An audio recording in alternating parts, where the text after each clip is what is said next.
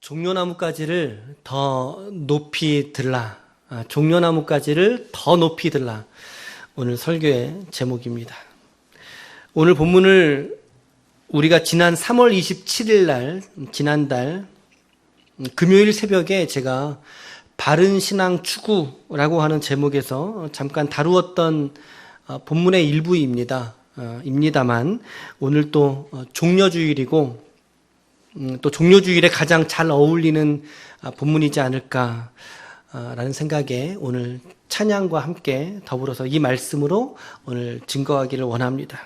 오늘도 듣는 자나 그리고 전하는 자가 모두 한 말씀의 은혜 아래 거하는 귀한 역사가 오늘 저와 여러분 피창 안에 있기를 축복합니다. 아멘. 아멘. 오늘 무슨 주일이라고 말씀드렸어요? 무슨 주일이라고요? 그렇죠. 오늘 종려주일이라고 말씀을 드렸죠. 우리가 고난주간에 앞서서 관련한 몇 가지의 좀 교회력이나 또 중요한 날들을 설교 중에 생각해 보는 것이 유익할 것 같은데요. 종려주일이라고 하는 것은 예수께서 앞에 있는 대로 예수께서 십자가의 죽음을 위해서 예루살렘 성에 입성하신 날을 기념하는 절기입니다. 종려주일. 특별히 이따가도 말씀드리겠지만 예수께서 나귀의 새끼를 타시죠. 그리고 입성하실 때에 많은 무리들이 뭘 흔들었어요? 오늘 말씀해 보니까 이제 벤 나뭇가지를 흔들었지요. 근데 종려나뭇가지라고 또 다른 성경은 말하고 있어요. 이러한 가지들을 흔들면서 예수님 앞에 환호하는 거죠. 오늘 또 주보에도 제가 표지에 있는 이미지도 이제 올려놓아 보았는데, 그렇게 이제 예수님을 환호하는 거죠. 환호하면서 뭐라고 외쳤어요? 호산나! 그렇죠. 찬송하리로다. 주의 이름으로 오시는 이여. 이렇게 환영했던 것을 겉에서 붙여진 이름이 바로 종려주일입니다. 종려나뭇가지를 들고 흔들면서 예수님을 환호했다, 영접했다라고 하는 거죠. 그리고 내일부터는 이제 고난주간으로 들어가게 됩니다. 고난주간으로. 저는 우리 지체들이 고난주간만큼은 새벽 예배, 저희가 지금 온라인으로 예배 드리고 있는데, 보니까 한 4-5명 이렇게 들어오세요. 한 4-5명 들어오시고, 또 조금 더 많을 때는 또 9명 이렇게 들어오기도 하시는데, 이 기간 동안에는 제가 권면의 말씀은 우리 지체들을 새벽 예배에 좀 들어오셔서 좀 온라인으로라도 함께 예배 드렸으면 좋겠다. 이런 생각을 좀 합니다. 여러분 좀 마음에 좀 다짐을 좀 해보셨으면 좋겠고요. 우리 함께 예배 드립시다. 아멘. 그래서 내일부터 그리고 토요일까지의 엿새를 고난주간이라고 부릅니다. 고난주간이라고 부릅니다. 그런데 그 주간 중에서도 특별히 목요일을 성목요일이라고 부르고, 그리고 금요일 날은 이제 성금요일이라고 부르게 되는데, 목요일 날 밤에 어떤 일이 있었는지 아시죠? 어떤 일이 있었어요? 목요일 날 밤에 예수님께서 그 제자들의 발을 씻기시고, 그리고 이제 성만찬을 실행하게 되죠. 그러니까 우리가 하는 이제 성찬식의 이제 기원이 시작된 시점입니다. 그래서 성목요일이라고 부르게 되었고요. 그 밤에 이제 끌려가시죠, 주님이. 성만찬 이후에 이제 가룟 유다가 만찬하는 도중에 나가서 이제 예수님을 팝니다. 그때부터 이제 밤새도록 끌려다니셨다가 금요일 날 오전 9시경에 못을 맞으십니다. 그리고 이제 6시간 후인 오후 3시경에 숨을 거두게 되시죠. 금요일 날 돌아가십니다. 십자가에 달리시고 돌아가시고, 다음날 토요일이 이제 유월절이었기 때문에 속히 이제 그 시신을 아리마대 사람 요셉의 예비해둔 무덤에 이제 장사를 이제 모시게 되죠. 예수님의 육신의 숨지는 일이 금요일 사건입니다. 그래서 죽으시고 무덤에 계신 날이었기 때문에 이 날을 우리가 특별히 성금요일이라고 이야기를 합니다. 그래서 어떤 교회들은 이 금요일 날 아침부터 이제 주일날 오전까지 새벽 예배 있기 전까지 이제 십자가에다가 검은색 천을 이렇게 둘러놓는다 그래요. 검은색 천을 둘러놓는다 그러죠. 그만큼 예수님의 죽으심을 애도하는 표현이겠죠. 예수님의 죽으심을. 우리 개신교에서는 성목요일은 잘 하지 않습니다. 그렇죠? 잘 하지 않고 성금요일을 조금 더 중요하게 여기는 경향들이 있습니다. 근데 또 성금요일도 이제 교회에 따라 혹은 목회자의 어떤 목회 방침에 따라서 하는 교회들도 있고 또 그냥 하지 않고 그냥 넘어가는 저런 언급을 하지 않고 넘어가는 교회들도 있지요. 우리 교회는 성금요일은 저희들이 지킵니다. 예, 지키려고 합니다. 그래서 이제 작년에도 가상칠언 예배 금요일날 저녁에 우리가 성전이 그때는 없었으니까 그때 우리가 한정인 원사님 댁에 모여서 우리가 가상칠언 예배 금요일 저녁에 예배 드렸었거든요. 예수님의 십자가 상해성의 7마디 그래서 가상칠언 주님이 하신 말씀을 특별히 그날 저녁에는 우리가 좀 기리자 묵상하자라고 하는 의도에서 가상칠언 예배를 성금요일 저녁 예배에 드리게 됩니다. 저희는 그렇게 드리겠습니다. 그래서 이번 주에는 온라인으로 우리가 모일 테니까 여러분 또 함께 좀 모이십시오. 모여서 같이 예배 드리고 주님의 말씀을 묵상하는 시간을 갖겠습니다. 이렇게 예수님이 금요일날 이제 돌아가신단 말이죠. 죽으신 지 며칠 만에 부활하세요? 며칠 만에? 사흘입니다. 하루, 이틀, 사흘, 나흘입니다. 나흘. 그러니까 죽은 지 며칠 만에 부활하시는 거예요? 3일 만에. 그렇죠? 3일 만에 부활하시게 되니까 금요일 날 죽으시잖아요. 그러니까 금요일, 토요일, 그래서 주일. 그렇죠? 주일 날 이른 아침에 유월절 그 다음 날 마태복음에 읽어 보시면 유월절 안식일 그 다음 날 이른 아침 새벽에 이제 예수님의 몸에 이제 장사를 지낸 그 몸에 기름을 바르기 위해서 이제 두 여인이 찾아간 시점이 새벽이란 말이죠. 그런데 이제 그렇게 찾아갔더니 그 무덤에 예수님이 계셨어요? 안 계셨어요? 계시지 않았죠. 그러니까 예수님이 찾아가기 그 시점 이전에 예수님은 이미 부활하셔서 예수님의 자리로 가신 거죠. 그래서 이제 교회들이 부활절에 새벽 예배를 드립니다.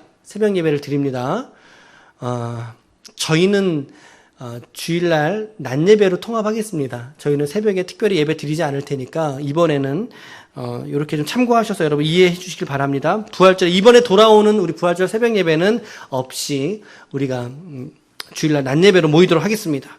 여러분 이렇듯 부활은 기독교 신앙의 핵심이고 그리고 가장 중요한 사건이 바로 부활입니다. 예수님의 생애 중에서 중요하지 않은 사건이 뭐가 있겠어요? 예수님의 탄생 중요해요? 안 중요해요? 중요하죠. 너무나 중요하죠. 동정녀의 탄생이지 않습니까? 일반적인 남녀 간의 일반 생육법이 아니라 아주 특별하신 생육 방식이죠. 주의 성령으로 마리아의 몸에 잉태가 되셔서 나오신 그 거룩한 탄생, 그래서 성탄이라고 하지 않습니까? 당연히 중요하죠. 이것뿐만 아니라 예수님의 생애가 그분이 살아가셨던 삶의 어느 한 조각이라도 불필요하거나 의미 없는 사건은 없습니다. 하나같이 중요합니다. 그리고 특별히 이제 고난주간의 이 일주일의 사건들, 여러분 그런 거 아세요? 이 고난주간이 일주일밖에 안 되는데 근데 사복음서에 기록되어진 말씀의 분량 중에 이 고난주간 일주일의 사건이 상당히 많은 분량을 차지하고 있다는 거 아세요? 네. 마태복음은요 28장의 말씀 중에서 고난주간이 21장부터 시작을 합니다. 21장부터. 마가복음은 16장 중에 11장부터 시작이고 누가복음은 24장 중에서 19장부터 시작이에요.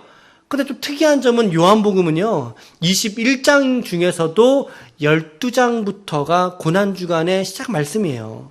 거의 60%에 달하는 말씀을 지금 할애하고 있다는 거죠. 사복음서 자체가 이 고난주간과 예수님의 십자가 사건과 부활 그리고 승천까지의 사건을 모두가 동일하게 다루고 있다는 것을 우리가 보아야 한다는 거죠. 그 중에 우리가 오늘 읽은 말씀은 마가복음의 11장의 말씀을 읽었습니다. 마가복음에서 보게 되는 종려주일의 사건을 우리가 오늘 읽게 된 것인데요. 예루살렘 성에 드디어 예수님이 들어가고 있는 예수님과 우리는 오늘 마주하게 됩니다. 1절 말씀을 다 같이 읽어보겠습니다. 1절 시작. 그들이 예루살렘에 가까이 와서 감람산 벳바게와 베다니에 이르렀을 때에 예수께서 제자 중에 그렇죠 둘을 보내시며 어디로 보내신다고 말씀되어 있어요? 맞은편 마을로 보내시죠. 근데 거기 가면 아직 아무도 타보지 않은 나귀의 새끼가 매어 있을 거라는 거예요. 근데 그거 가져오라는 거죠. 그런데 주변에서 그거 보고 너 그거 왜 가져가니? 누가 쓰냐고 물어보면 어떻게 대답하라고요? 주가 쓰시겠다 하라. 그러면 그들이 그거 놓아서 보내주신다는 거예요. 예수님의 대단한 예지를 볼 수 있는 장면이죠. 예수님의 앞을 내다보실 뿐만 아니라 그 나귀의 주인이 있을 거 아니에요. 그 주인의 마음까지도 주장하시는 이런 놀라운 면모를 우리가 말씀에서 보게 됩니다. 그런데 아직은 성에 들어가기 전이에요. 지금 어디에 머물고 있는 사건이죠? 베다니라고 하는 곳에서의 사건이죠. 이 사건은. 근데 베다니가 어디냐면 예루살렘으로부터 약 5리 정도 떨어진 곳에 위치하고 있는 아주 가난하고 작은 동네가 베다니라고 성경은 말하고 있습니다. 여러분, 베다니 그러면 여러분 떠오르는 인물들이 없습니까, 혹시? 그렇죠. 예. 나사로, 거지 나사로와 그리고 문둥병자 시몬이 살던, 그리고 우리가 또 지난주에 보았던 예수님의 발 앞에 나드 한 옥합을 깨어 부었던 그 여인이 살고 있었던 그런 동네라는 거죠. 문둥병자가 살고 있던 동네예요. 그러니까 그 동네가 인식이 좋은 동네겠어요? 안 좋은 동네겠어요? 안 좋은 동네죠, 당연히. 그렇게 좋은 인상을 주는 구역이 아니라는 의미죠. 가난한 자, 소외된 자, 그리고 병든 자, 아픈 자들이 모였던 마을이다. 근데 그 마을에서 하나님이 지금 예루살렘으로 들어오시려고 지금 준비하고 계신다는 어떤 의미를 우리가 발견하게 됩니다. 심리가 몇 킬로죠? 우리 한국 정서의 심리가 4킬로죠. 그러면 올이 떨어져 있으니까 몇 킬로 떨어져 있는 거예요? 2킬로 떨어져 있는 거예요. 예루살렘 성에서 2킬로 떨어진 곳이 베단이에요. 요거 2킬로인데 오리가 떨어졌대요. 우리 신도본 교회에서 우리 기쁨의 교회에서 신도본 교회까지가 정확하게 2킬로가 나와요. 예, 키로수를 재보니까 딱 요 정도 떨어진 거예요. 요 정도. 그러니까 이게 멀리 떨어졌다는 뜻이에요? 가까이에 있다는 거예요? 그렇죠. 가까이에. 예루살렘 성 지근에서 지금 있던 얘기라는 거죠. 7절 말씀해 보세요. 이제 드디어 예수님께서 나귀 새끼를 예수께 끌고 와서 자기들의 겉옷을 그 위에 얹어 놓음에 예수께서 타시니 이렇게 기록되어져 있죠. 자기들의 겉옷이니까 제자들의 겉옷을 입고 있던 옷가지를 예수님이 이제 앉으시라고, 그 나귀의 새끼니까 한 번도 타보지 않았으니까 뭐 등도 고르지 않았을 테고, 그리고 안장도 올려져 있을 리가 없지요. 그 위에다 그래서 예수님의 제자들이 겉옷을 이렇게 탁 올려놓은 겁니다. 나귀 새끼니까 얼마나 이게 또 볼품이 있겠습니까? 나귀는 뭐 커봐야 2m 정도 큰다고 하고요. 말은 한 3m까지 이제 자라게 되지요. 전쟁 나면 여러분 그러니까 나귀 갖고 나가요? 말 가지고 나가요? 전쟁 나면 당연히 말 가지고 나가죠. 말이 더 빠르고 또 늠름하고 당당한 이미지가 말에 있는데 예수님 말 타고 들어가시면 얼마나 멋지겠어요. 늠름하게 그렇죠? 멋있게. 그런데 나귀도 아니고 그 나귀의 새끼를 탔다. 뭐 1m나 됐겠어요? 1m나 됐겠어요? 왜 나귀의 새끼를 탔을까요? 예수님이 왜 나귀 새끼를 탔을까요? 낮추시려고. 그러니까 겸손하게 어떤 당신의 모습을 나타내기 위해서 나귀 새끼를 타셨다. 네. 물론 뭐 그런 의미도 충분히 가능합니다. 말씀에도 있고. 하지만, 근본적인 이유는요, 말씀의 예언을 완성하시기 위해서 나귀 새끼를 타신 거죠. 구약성경에 보면 스가랴 9장 9절에 메시아가 이런 모습으로 오신다라고 예언을 두고 계시는데요. 9장 9절 같이 한번 읽어보겠습니다. 시작. 시온에 따라 크게 기뻐할지어다. 예루살렘에 따라 즐거이 부를지어다. 보라, 내 왕이 내게 임하시나니 그는 공의로우시며 구원을 베푸시며 겸손하여서 나귀를 타시나니 나귀의 작은 것 곧 나귀 새끼니라. 예. 그래서 이 말씀을 이루시기 위해서 나귀의 새끼를 타신 거죠. 사람들이 이러한 의도를 알았을지 모르지만 그러나 주님은 성경의 예언을 너희들이 그토록 기다려왔던 그 메시아가 바로 당신이라고 하는 사실을 이 예언의 말씀의 성취를 통해서 주님이 하시고자 했던 것입니다. 그렇게 이제 성의 문으로 들어가는데 뭐 아니나 다릅니까? 지금 예수님의 소문이 지금 쫙 나 있던 마당에, 게다가 지금은 어떤 때냐면 유월절을 지키기 위해서 각 도처에서 몰려들었던 인파로 예루살렘 성이 가득 차 있던 상황이었어요. 지난 3일날 새벽에도 언급을 했는데 한 40만 명, 평소에는 10만여 명이 살고 있던 예루살렘 성내에 지금 40만 명 가까운 인파로 지금 모두가 북적북적 되던 그때에 지금 예수님이 입성하게 되시는 장면인 거죠. 그게 8절부터 10절인데 우리 같이 한번 또 읽어보겠습니다. 시작. 많은 사람들은 자기들의 또 다른 이들은 들에서 벤 가지를 길에 펴며 앞에서 가고 뒤에서 따르는 자들이 소리 지르되 호산나 찬송하리로다 주의 이름으로 오시는 이여 찬송하리로다 오는 우리 조상 다윗의 나라여 가장 높은 곳에서 호산나 하더라. 할렐루야. 아멘. 구약시대에 초막절을 지내게 되거든요. 초막절. 출애굽한 이스라엘이 광야의 40년의 시간을 잊어버리지 않기 위해서 지키는 절기, 광야에서 초막을 쳤던 것을 기념하면서 자기들도 초막을 짓고 살아가게 됩니다. 잠시 살게 됩니다. 그 기간을 초막절이라 그래요. 그때 이제 이스라엘 사람들이 자기의 제단을 돌면서 호산나라고 외쳤다고 그럽니다. 근데 이 말의 의미는요, 이제 구원하소서 이런 뜻입니다. 이제 구원하소서. 근데 이렇게 짧은 기도의 말인데, 근데 지금은 찬양과 경배의 어떤 외침으로 변형하게 된 거죠. 그러니까 호산나 이러면 주님 이제 우리를 구원하여 주시옵소서 라고 그 예수께 어떤 감격과 경배의 찬양의 표현이 호산나라고 한다는 거예요.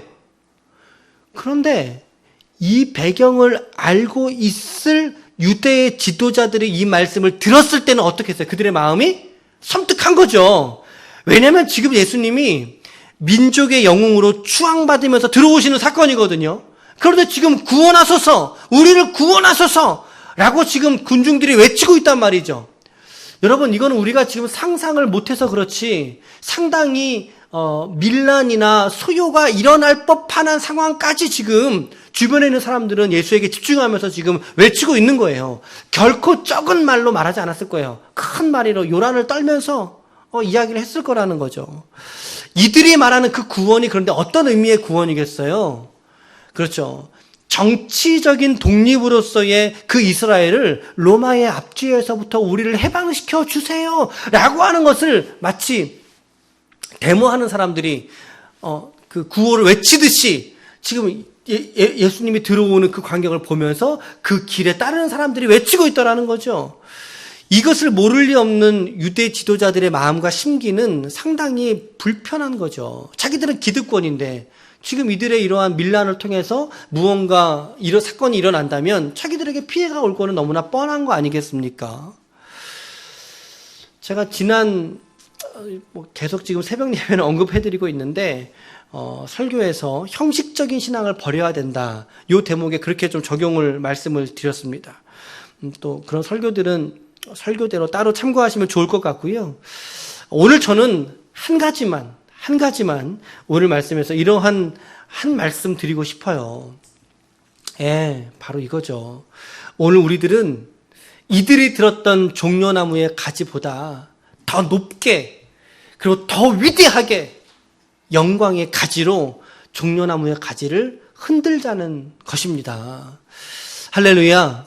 이 표현이 좀 상징적이고 좀 시적인 표현이지만 여러분들 다 모두가 이해하실 줄로 저는 압니다.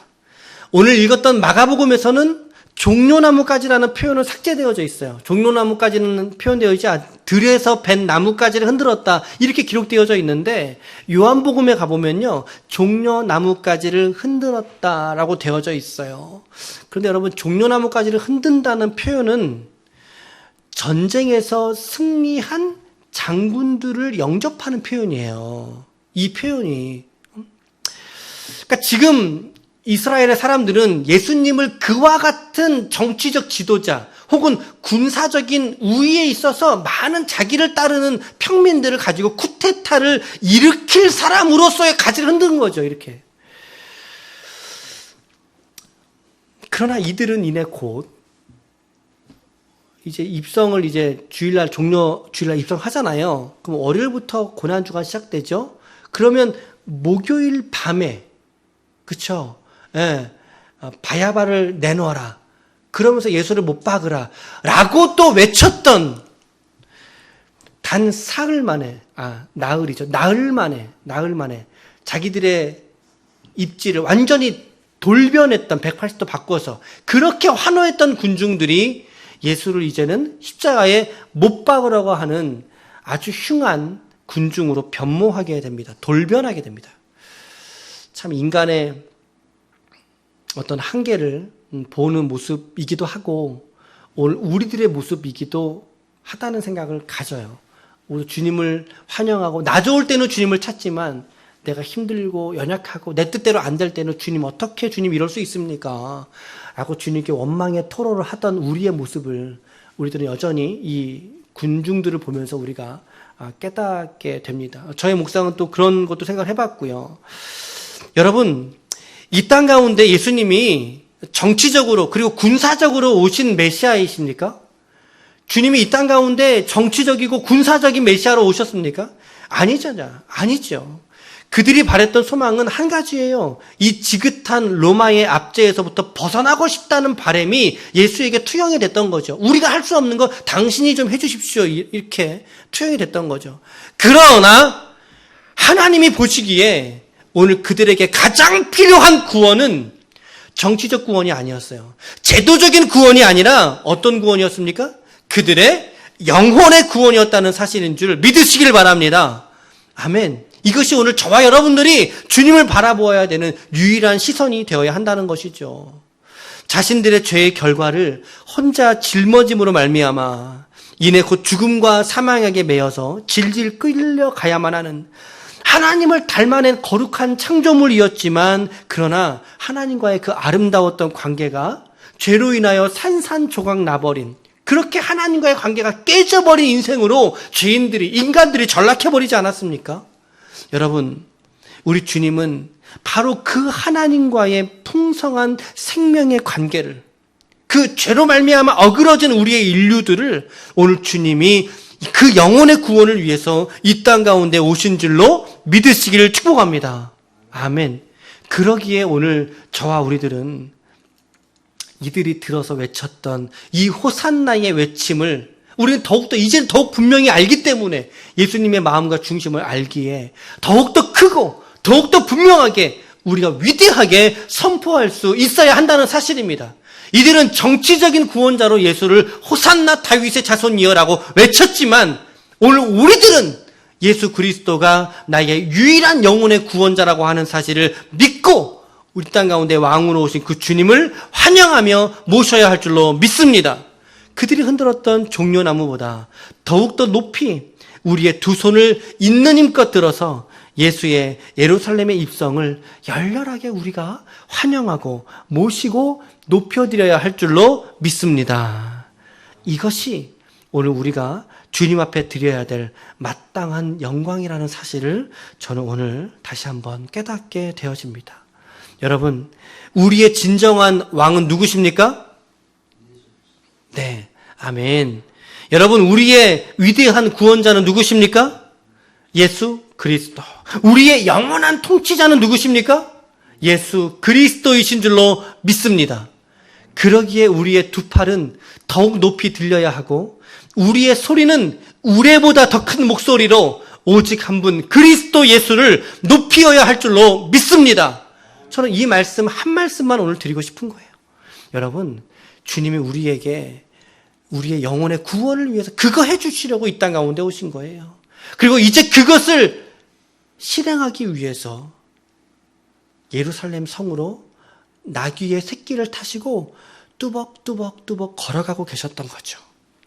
그런데 제자들과 이 예수를 추종했던 군중들은 여적지 미련하고 우둔해서 이 진리를 끝까지 깨닫지 못하고 맙니다. 그죠? 오늘 저와 여러분들은 어떠하십니까? 호산나, 호산나. 다윗의 자손이여, 우리를 구원하소서. 그 주님께 우리의 두 손을 높이 들어서 그 주님께 경배하고 있습니까? 그 주님을 찬양하는 인생을 여러분 살아가고 계십니까? 그분의 이름을 여러분 찬송하고 계십니까? 오늘 우리의 삶은 정말 그러합니까? 군중이 원했던 그 왕은 그 왕이었어도 할 수 없었던 그 일을 오늘 하나님의 택하신 모든 죄인들을 구원하시고 자녀 삼으시는 이 놀라운 구원의 신비를 오늘 예수님은 이루시기 위해서 예루살렘 안으로 지금 들어가고 계셨던 것입니다. 그래서 오늘은 위대한 날이죠. 오늘은 우리의 구원이 예수님의 예루살렘 입성으로 말미암아 가시적으로 선포되어지고 오늘을 구원하실 자가 나사렛 예수 한 분 이외에 없다는 진리를 오늘 우리에게 다시 한번 깨닫게 하시는 귀한 날이 오늘 종려주일인 것입니다. 오늘 여러분들의 마음속에 누가 뭐라고 해도 오늘 예수 그리스도의 성령이 내주하시는 줄로 믿습니다. 오늘 이들이 외친 이 고백을 여러분 잊지 마세요. 군중들이 했던 이 말은 너무나 옳은 말이에요. 호산나 다윗의 자손이여 우리를 구원하소서. 이 말은 너무나 맞는 말이죠. 하지만 이들이 외쳤던 외침과는 다르게, 그 목적과는 다르게 우리는 진리를 깨닫고 진리 안에 있는 자이기 때문에 정말 온전한 고백으로 호산나 다윗의 자손이여 우리를 구원하소서 라고 주님께 두 팔을 높이 들 수 있기를 축복합니다. 오직 주님만이 우리를 구원하십니다. 주님만이 나의 영혼을 죄에서 건져내시고 택하신 자녀들을 끝까지 붙드시는 그 놀라운 은혜가 오늘 우리에게 허락되어진 것이죠.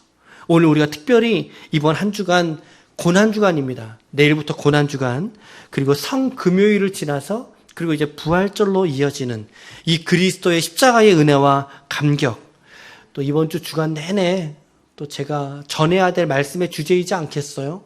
물론 모든 말씀도 다 이렇게 전해야 하겠지만 특별히 우리가 이번 한 주간 구별해서 드릴 수 있는 그러한 복된 시간이 되시기를 축복합니다.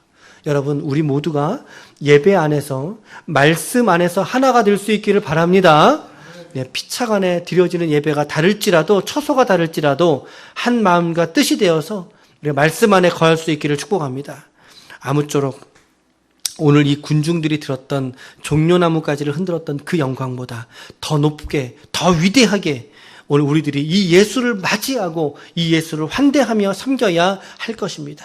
아무쪼록 이번 한 주간에도 십자가의 그리스도에게 바짝 다가설 수 있는, 그래서 주님의 마음을 깊이 묵상하고 깨달을 수 있는 복된 심령들이, 그리고 모든 교회들이 다 되시기를 예수 그리스도의 이름으로 간절히 축원합니다. 아멘.